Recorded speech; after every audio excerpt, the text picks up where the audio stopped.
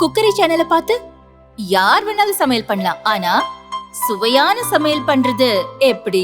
நான் இதயம் நல்லெண்ணெயில சமையல் பண்றேன். ஆஹா ஓஹோன்னு பாராட்டுறாங்க.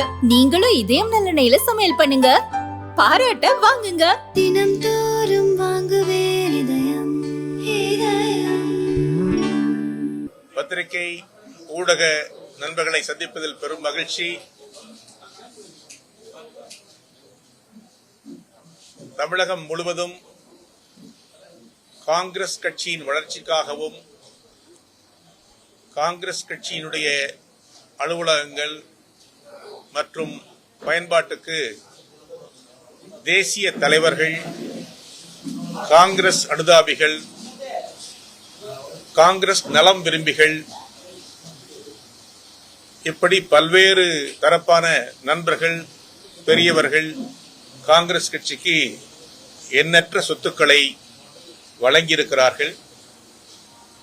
பல்வேறு சொத்துக்கள் காங்கிரஸ் கட்சியின் அலுவலகங்களாக இன்றைக்கு செயல்பட்டுக் கொண்டிருக்கிறது.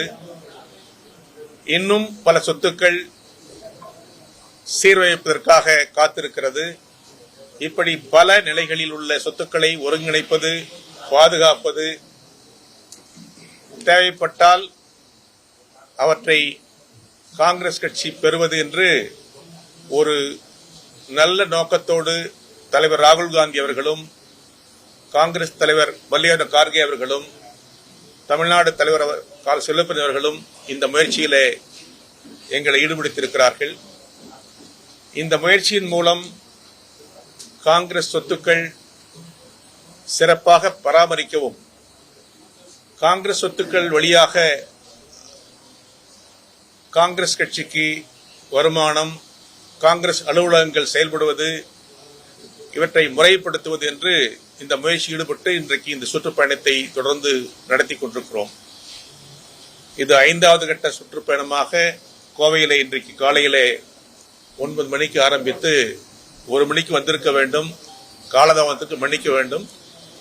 8 இடங்கள் தான் பார்க்க வேண்டும். ஆனால் இன்னும் கூடுதலாக 4 இடங்கள் எங்களுக்கு சொல்லப்பட்டு அந்த இடங்களையும் பார்த்து விட்டு வருவதற்கு சில நேரம் தாமதமாகிவிட்டது. இன்றைக்கு 12 இடங்களை மாநகர் மாவட்டம், கோவை வடக்கு மாவட்டம் அளவில் இதுவரை பார்த்திருக்கிறேன். இதற்கு மேல் இன்னும் மாலையில் இன்னும் ஒரு 7-8 இடங்கள் பார்க்க வேண்டியிருக்கிறது. இவை சம்பந்தமாக காங்கிரஸ் நண்பர்கள், தலைவர்கள், நிர்வாகிகள் எனது மிகுந்த பாராட்டுகளை தெரிவிக்க விரும்புகிறேன்.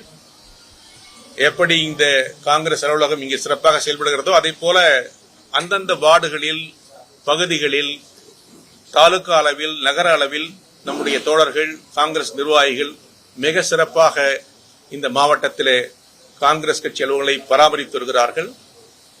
காங்கிரஸ் கட்சி வளர்ச்சிக்கு பயன்படுத்தி வருகிறார்கள் என்ற மகிழ்ச்சியை உங்களோடு பகிர்ந்து கொள்வதில் நான் மிகுந்த பாராட்டுகளை தெரிவிக்க விரும்புகிறேன். இது ஒரு பக்கம். அடுத்து எங்கெல்லாம் காங்கிரஸ் சொத்துகள் எங்கள் வசம் இருக்கிறதோ அவற்றையெல்லாம்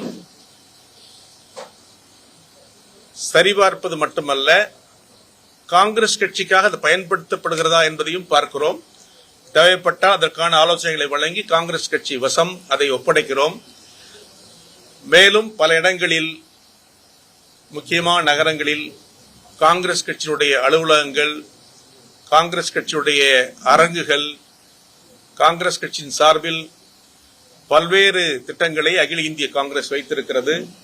அந்த அடிப்படையில் தமிழகத்தில் இந்த சொத்துக்கள் அனைத்தையும் முறைப்படுத்தி, செம்மைப்படுத்தி காங்கிரஸ் பயன்பாட்டிற்கு கொண்டு வரப்படும் என்ற அன்பினை உங்களுக்கு தெரிவிக்க விரும்புகிறோம்.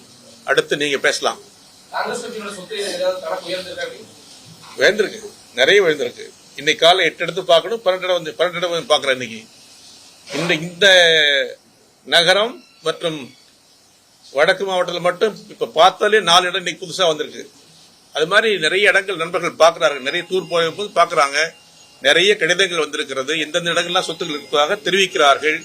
காங்கிரஸ் நண்பர்கள், தலைவர்கள் அந்த தெரிவிக்கிற சொத்துக்களை பார்க்கிறோம். அதற்கான ஆவணங்களை சரிபார்க்கிறோம், அவற்றை முறைப்படுத்துகிறோம், அவற்றுக்கெல்லாம் வேலி அமைத்து கையகப்படுத்துகிறோம். மற்றபடி புதிய கட்டடங்கள் கட்டுவதற்கு மேற்கொள்ள இருக்கிறோம். அந்த கட்டிடம் கட்டும் போது அது காங்கிரஸ் அலுவலகங்கள் பயன்பாட்டுக்கு முதலில் வர வேண்டும். அடுத்து தேவைப்பட்டால் அது வணிக ரீதியாகவும் பயன்படுத்த முயற்சி எடுப்போம். அதுக்கு அந்த சொத்துக்கள் அத்தனையும் காங்கிரஸ் வளர்ச்சிக்காக மட்டுமே பயன்படுத்தப்படும் என்பதை தலைவர் ராகுல் காந்தியும் தலைவர் கார்கே அவர்களும் எங்களுக்கு அறிவுறுத்தியிருக்கிறார்கள். அதை முறைப்படுத்த இப்பொழுது நோக்கம். எல்லா இடத்திலும் இருக்கு. தமிழகம் முழுவதும் இருக்கிறது.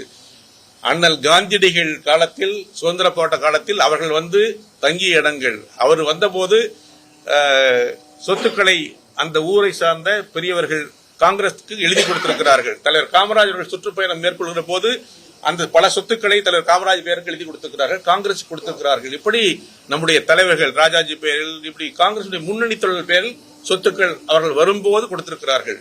வினோபா அவர்கள் சுற்றுப்பயணம் மேற்கொண்டு நிறைய சொத்துக்கள் கொடுக்கப்பட்டது, தானமாக கொடுக்கப்பட்டது, அது மக்களுக்கு பிரிக்க கொடுக்கப்பட்டது. அதுபோல காங்கிரசுக்கு வழங்கிய சொத்துக்களை காங்கிரஸ் கைவசம் இப்பொழுது இருக்கிறது, பயன்பாட்டுக்கு வருகிறது. எஸ் சார், வேற என்ன சார் சொல்லணும்?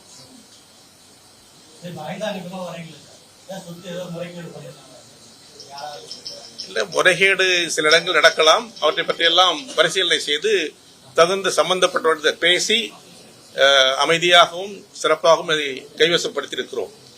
அது சில இடத்துல காங்கிரஸ் இருப்பாங்க, சில இடத்துல காங்கிரஸ் அல்லாதவர்கள் இருப்பார்கள். இதுதான் நாங்கள் நேரடியாக பேசும்போது எங்கிட்ட ஆவணம் இருக்கிறது, அதற்கான ஆதாரம் இருக்கிறது. அதன் அடிப்படையில் அமைதியாக பேசும்போதே அவர்கள் எங்களிடத்தில் ஒப்படைக்கிறார்கள். அது சந்தேகம், அவர்களுக்கெல்லாம் பாராட்டு. ஜனநாயக கூட்டணி சார்பா துணை குடியரசுத் தலைவராக தமிழகத்தை சேர்ந்த சி.டி. ராதாகிருஷ்ணன் வந்திருக்கிறாரு. அவருக்கு வந்து ஆதரவு கொடுக்கணும்னு சொல்லி தமிழக பாஜக சார்பில் திமுக விட்ட ஆதரவு கேட்டிருக்காங்க. ஒரு தமிழரா அவர் ஆதரிக்கலாமா? திமுக சப்போஸ் ஆதரிக்கும் பட்சத்தில் அவரோட மேற்பாடு செய்யணும். அதே சமயம் எதிர்கட்சியிலிருந்து சுதர்ஷன் ரெட்டி வந்து வேட்பாளராக அறிவிக்கப்பட்டிருக்காரு. காங்கிரஸ் கட்சியின் தலைமை என்ன முடிவெடுக்கிறதோ அந்த முடிவை தமிழ்நாடு காங்கிரஸ் ஆதரிக்கும். ஒன்று, காங்கிரஸ் மட்டும் இந்த முடிவு எடுக்கவில்லை என்பதை நான் தெரிவேன். அகில இந்திய அளவில் இந்தியா கூட்டணி என்ற மாபெரும் அமைப்பு இன்றைக்கு செயல்படுகிறது. அந்த அமைப்பின் வழியாக ஒரு பொது வேட்பாளரை இன்றைக்கு அறிவிக்கப்பட்டிருக்கிறது. ஆகவே காங்கிரஸ் கட்சியின் நிலைப்பாடு மட்டுமல்ல, இந்தியா கூட்டணி நிலைப்பாடாகத்தான் அதை பார்க்க வேண்டும். அந்த அடிப்படையில் தான் அதை பார்க்க வேண்டும். நண்பர் ராதாகிருஷ்ணனுக்கு பரிச்சயமான நண்பர், நல்ல நண்பர். அதெல்லாம் இரண்டாவது கட்டம்.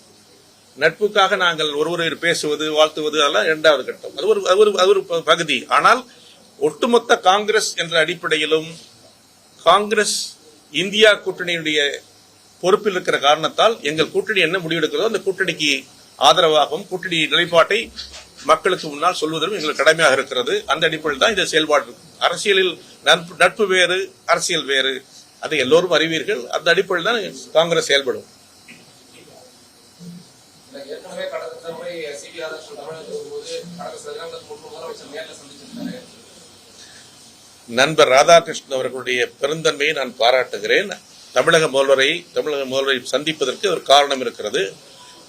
தமிழக முதல்வருடைய மூத்த அண்ணன் மூகா முத்து அவர்கள் மறைவுக்கு நண்பர் ராதாகிருஷ்ணன் அவர்கள் அவரை சந்தித்து ஆறுதல் சொல்ல பார்த்தார். அது பத்திரிகையில் வந்திருக்கிறது. அது ஒரு பண்பாடு. அதான் முதல்ல சொன்ன, அரசியல் வேறு, தனிப்பட்ட நட்புகள் வேறு. ஆகவே இப்ப நான் கூட போய் இப்போ இளகணேசனுடைய இறப்புக்கு நான் போய் மாலை வச்சு இது பண்ணிட்டு வந்தேன், அஞ்சலி செலுத்திட்டு வந்தேன் காங்கிரஸ் சார்பில். எனக்கு ஒரு 40 வருஷம் நண்பர் அவர். அரசியல் களம் வேறு. நாங்கள் கட்சி ரீதியாக எந்த கொள்கையை முன்னிறுத்துகிறோமோ அந்த கொள்கை நாங்கள் சரியாக இருக்கிறோம். அது ஒரு பண்பு. தனிப்பட்டவர்கள் நண்பராக இருப்போம்.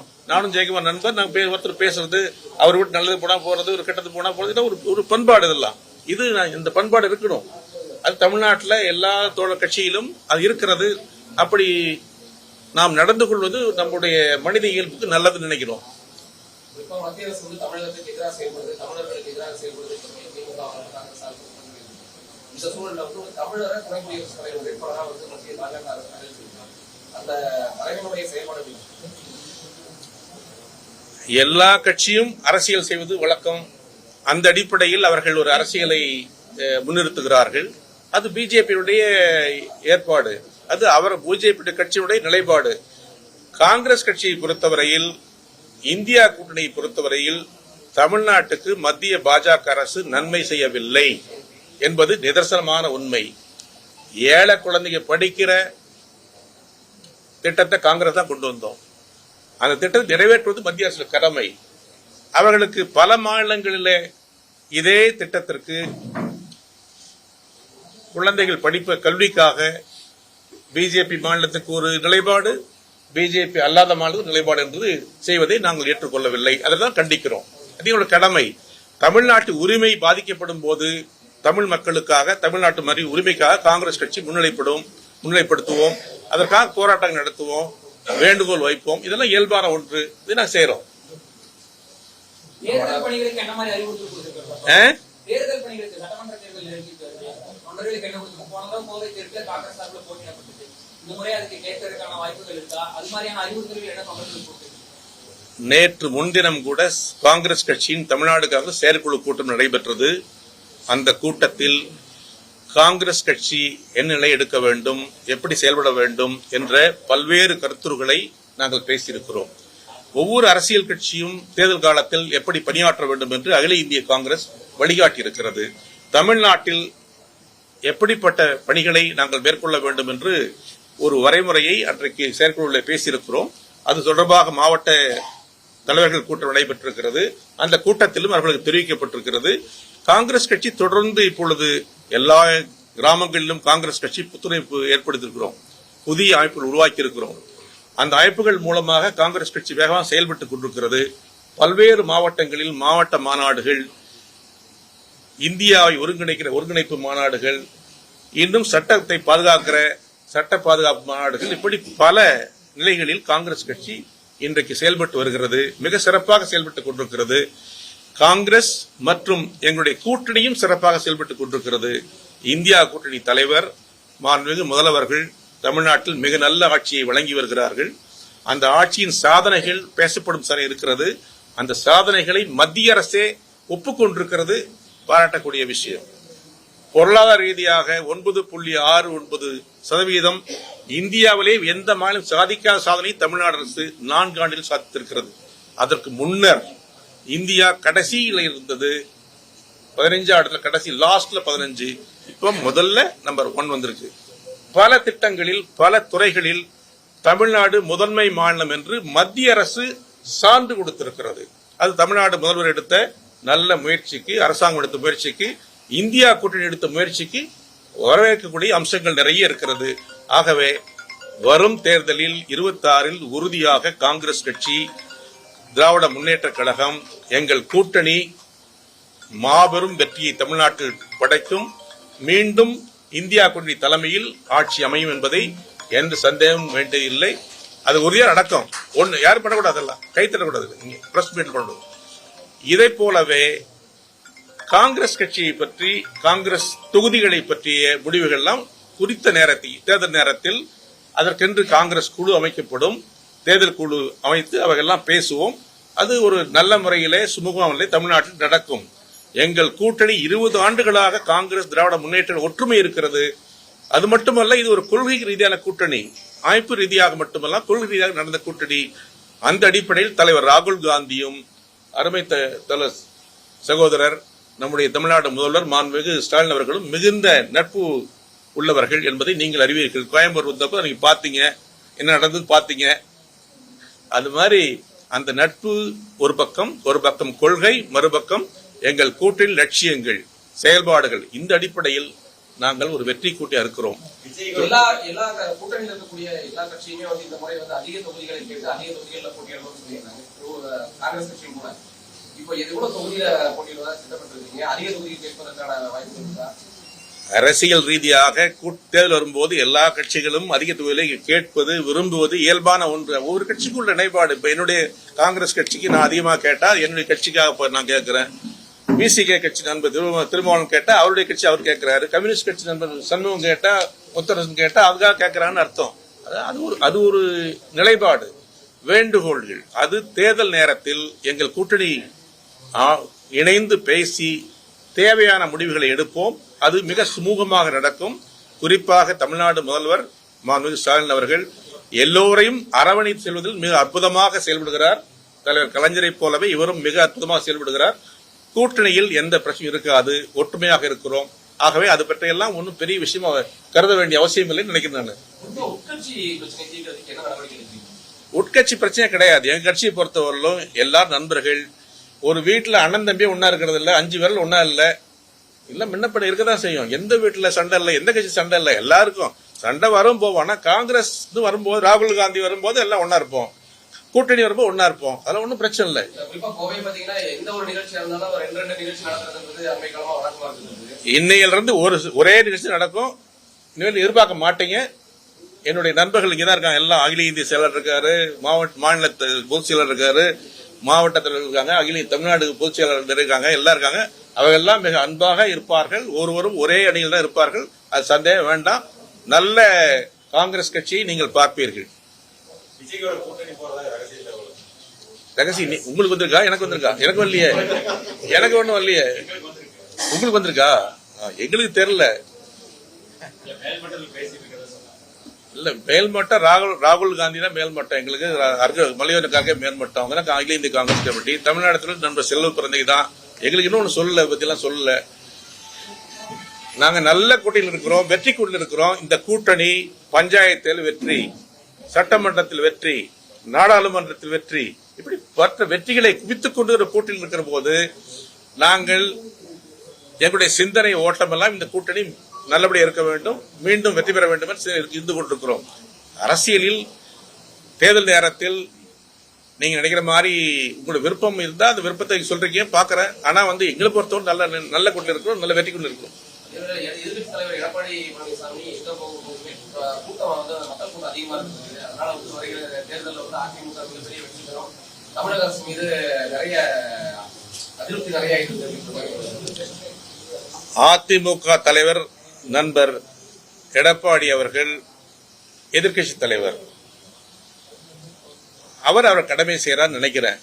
ஆனால் என்றைக்கு அவர் பிஜேபியோட கூட்டணி சேர்ந்தாரோ அன்றைக்கு அதிமுக கதை முடிந்து விட்டது தான் நினைக்கிறேன். ஏன்னா பிஜேபியோட சேர்ந்து தமிழ்நாட்டில் ஒரு வெற்றியும் பெற முடியாது என்பதுதான் நம்முடைய பார்வை.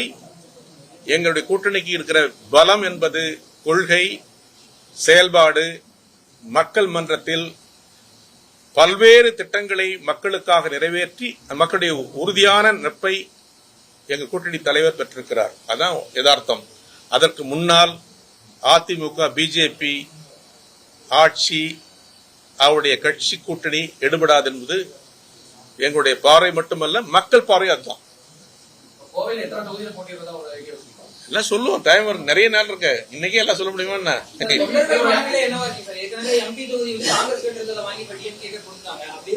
என்னது என்னது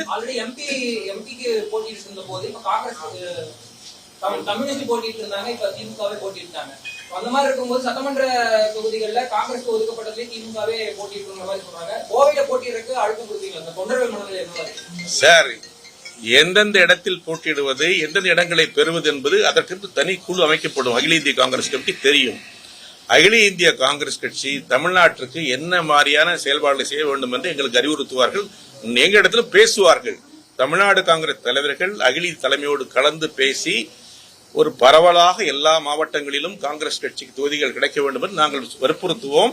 எல்லாம் சேர்ந்து நல்ல முடிவு எடுப்போம். அந்த கூட்டணியிலும் எங்கள் காங்கிரசுக்கும் திராவிட முன்னேற்ற கழகத்திற்கும் தோழமை கட்சிகளுக்கும் எந்த பிரச்சனையும் இல்லாமல் எங்கள் கூட்டணியில் தொகுதிகளை பிரித்தெடுப்போம். பிரித்த பிறகு நல்ல வேட்பாளரை நிறுத்துவோம். வெற்றி வேட்பாளராக எங்கள் கூட்டணி இருக்கும். அவன் எங்க கூட்டணி மொத்தமா ஒட்டுமொத்தமா நல்ல வெற்றிகளை பெறுகிற கூட்டணி. இதுவரை தேர்தலுக்கான பணியை காங்கிரஸ் தொடங்கல, தொடங்கிட்டு நடத்திட்டேன்னு சொன்னேன். நீ கேட்கலையா? இப்பதான் சொன்னேன். இல்ல ரெண்டு விஷயம் சொல்றேன் கேளுங்க. தேர்தல் சம்பந்தமாக பிரச்சாரங்களை மேற்கொள்வது தனி, மாநாடுகள் நடத்துவது தனி. கூட்டணி பற்றி பேசுவது தேர்தல் நேரத்தில் தான் பேசப்படும். தேர்தலுக்கு 1 மாசம் 2 மாதம் பேசுவோம். எந்த தொகுதியை பிரிப்போம் என்று அப்ப பிரித்துக் கொள்வோம். அப்புறம் வேலை செய்வோம். செயல்பாடு வேற, கூட்டணி வேட்பாளர் நிறுத்துவது வேற. அது கூட்டணி சம்பந்தமாக வேட்பாளர் தேர்ந்தெடுப்பு சொன்னாங்க. குழுக்கள் அமைக்க ஒவ்வொரு கட்சியிலும் குழுக்கள் இருக்கு. அந்த குழுக்களோடு பேசி அப்ப முடிவு பண்ணுவோம். அது இன்னைக்கே பண்ண வேண்டிய அவசியம் இல்லை.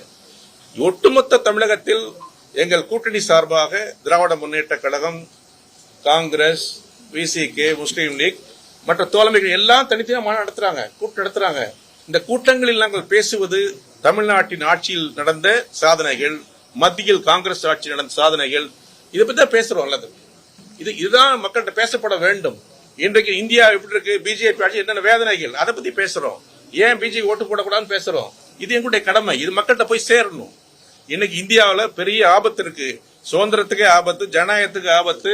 இன்னைக்கு ஒண்ணுதான் இருந்துச்சு நம்ம கிட்ட ஓட்டு போட, அதுலயும் இன்னைக்கு ஆபத்து வந்துருச்சு. ஒரு ஸ்டேட்ல பார்த்தா பீகார்ல 65 லட்சம் பேர் நீக்கிட்டா ஒரே நாள்ல. இந்த ஜனநாயகமே இருக்கான்னு சந்தேகமா இருக்கு. இன்னைக்கு என்ன காரணம்னா, இந்த தேர்தல் அதிகாரி போய் சுப்ரீம் கோர்ட்ல தாக்கீது பண்றாரு. என்ன பண்றாரு, இந்த கேள்வியை கேட்கக்கூடாதுன்றாரு. நாங்க என்ன பண்ணுவோம் செய்வோம்னு சொல்றாரு. அது எப்படி நியாயம்? சுப்ரீம் கோர்ட் சரியான தலைவர் ராகுல் காந்தி தான் உறுதியாக, மிக தைரியமாக இந்தியாவிலே இதை சிறப்பாக இவருடைய தில்லுமுள்ளுகளை வெளிப்படுத்தியிருக்கிறார். நாங்கள் வைத்த வேண்டுகோளை சுப்ரீம் கோர்ட்டை உறுதிப்படுத்தியிருக்கிறது. மக்களுடைய கோரிக்கையை நீங்கள் செவிசாய்க்க வேண்டும், யார் யாருக்கு பாதகமோ அதை பற்றி எல்லாம் தெரிவிக்க வேண்டும் என்று உறுதியான உத்தரவை உச்சநீதிமன்றே சொல்கிறது. அப்போ ராகுல் காந்தி சொல்றது, உச்சநீதிமன்றம் சொல்றது ரெண்டும் ஒண்ணு. அப்போ அவங்க மக்கள் மத்தியில தவறை மறைப்பதற்கு பல மோசடிகளை செய்து கொண்டிருக்கிறார்கள். அது நடக்காமல் பார்த்துக் கொள்வதற்கு தான் தலைவர் ராகுல் காந்தி மீண்டும் 10,000 கிலோமீட்டர் நடந்து இந்தியாவை அளந்த தலைவர் இன்றைக்கு பீகாரிலே மட்டும் இன்றைக்கு அந்த 65 லட்சம் மக்களுக்கான போராட்டத்தை முன்னெடுத்து பாத யாத்திரை பண்ணிட்டு இருக்காரு. இன்னைக்கு மக்கள் அலை அலையாக சந்திக்கிறார்கள். அவர் மட்டுமல்ல, எங்கள் கூட்டணி கட்சி மொத்த தலைவர்களும் கூட அவர்கள் போறாங்க. இது எங்களுடைய கடமை. ஏன்னா ஜனநாயகத்தை காப்பதற்கு இன்றைக்கு மிக முக்கியமான கட்டத்தில் இந்தியா இருக்கிறது. இந்தியாவை காப்பதற்கு, ஜனநாயகத்தை காப்பது, சட்டத்தை காப்பதற்கு, இந்த மக்களை காப்பதற்கு காங்கிரஸ் தலைவர் ராகுல் காந்தி பெரும் முயற்சி மேற்கொண்டுகிறார். அந்த முயற்சிக்கு இந்தியா கூட்டணி தலைவர்கள் அத்தனை பேரும் ஆதரிக்கிறார்கள். தமிழ்நாடு முதல்வர் விட்டு அத்தனை பேரும். நேற்றைய 3 நாளைக்கு முன்னால சேலத்தில் நடந்த மாநாட்டில் அனைத்து தலைவர் ஒரே கருத்தை பேசினார்கள். அந்த கருத்து தலைவர் ராகுல் காந்தியுடைய முயற்சியை பாராட்டி, அவருடைய தைரியத்தை அவர் எடுத்து மக்களிடத்தில் சொல்லியிருக்கிற அந்த கருத்துக்களை, பிஜேபியினுடைய தில்லுமுள்ளுகளை, இந்திய தேர்தல் ஆணையம் நடத்திய தவறுகளை மிக பட்டவர்த்தனமாக பேசுகிற தலைவராக தலைவர் ராகுல் காந்தி விளங்குகிறார்கள். அது நமக்கு மட்டும் இல்லை, எல்லா மக்களுக்கும், உங்களுக்கும், எனக்கும், அத்தனை பேருக்கும். நீங்கள் நம்முடைய ஓட்டு நமக்கான கிடையாது. இன்னைக்கு ஆகி போச்சு. பிஜேபி பல மாநிலங்களிலே அதான் செஞ்சிருக்காங்க. இந்த கடந்த தேர்தலிலேயே பிஜேபி ஆட்சிக்கு வந்தது இதுபோல தவறுகள் மூலம் வந்தார்கள்.